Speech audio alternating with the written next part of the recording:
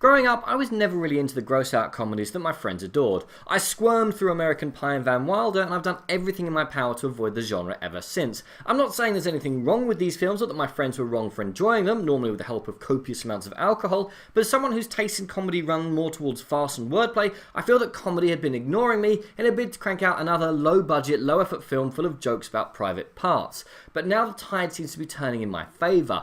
Several high-profile comedies have flopped this year, including The House, Snatched and Rough Night, but the utterly revolting Baywatch film is only in profit because of Germany's ongoing and inexplicable obsession with David Hasselhoff. And I can think of several reasons for this. Firstly, supply and demand. Gross-out comedies have been big business for 15 years, and pretty much every situation you could think of has been turned into a gross-out comedy, and there's only so many ways you can tell a joke before it stops being funny. Secondly, film is a lot funnier now than it used to be. Most Marvel films seem to be half comedy, and even in other genres, it's rare to get a film that doesn't elicit at least a smile from me. So when a film comes out that's just a straight comedy, it feels thin. Also, we're taking our comedy and comedians a lot more seriously, with late night comedians in the US taking on difficult and controversial topics via comedy, as well as the rise of Jonathan Pie here in the UK. People are starting to expect more from the funny people, making a film without a point seem irrelevant.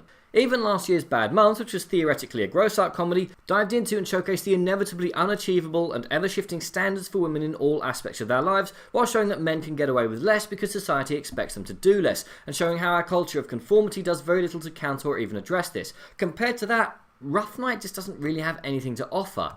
Hell, the comedy that I was told most to look forward to this year, The Big Sick, is about the difficulties of being in an interracial relationship with constant clashes of culture and traditions, all the while trying to make you laugh. Compared to films that work on multiple levels, making us question things that we've never even thought about before, a cheap film about people humiliating themselves and others is really going to come across as rather thin gruel.